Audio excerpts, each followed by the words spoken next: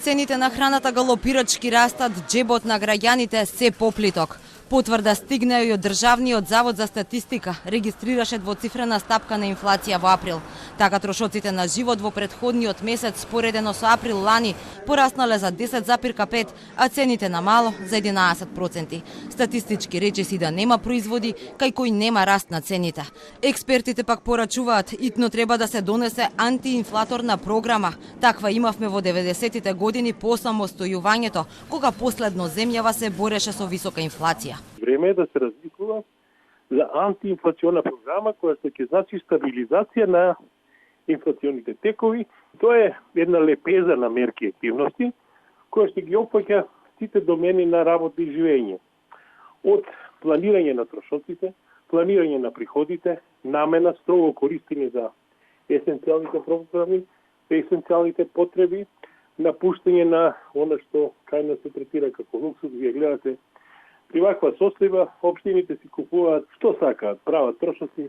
Според Пејковски сите анкети покажуваат дека очекувањата се дека инфлацијата ќе расте.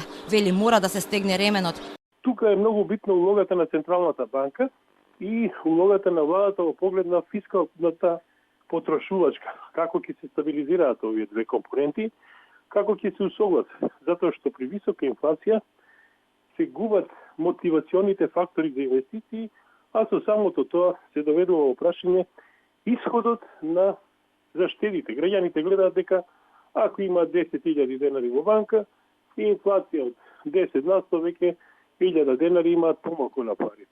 Граѓаните пак револтирани, велат цените секојдневно растат, се жалат дека со ниски плати и пензии тешко се преживува. Порастот е голем во секој поглед, мислам кај сите производи, не само поединачно кај некој. Тешко е, времево е многу тешко, а како што се зборува дека и понатака ќе растат цените, не знам како ќе излеземе на крај. 35 до 40.000 сигурно се потребни за еден месец. Растат и то на големо. Како тоа влија на вашиот стандард? Па, како да ви кажам, тешко, пензионер.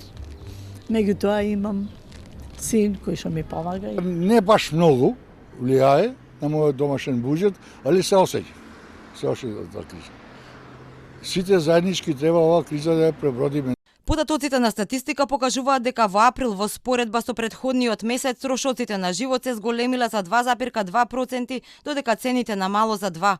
Само за еден месец најголем раст е забележан кај маслото и маснотиите, и тоа од 20,2%, и кај свежиот зеленчук за 12,9%. Споредено пак април со април лани, храната поскапела за 15%, лебот и житариците за над 17%, месото за над 10%, маслото и мастите за речиси 32%, а транспортот за речиси 22%.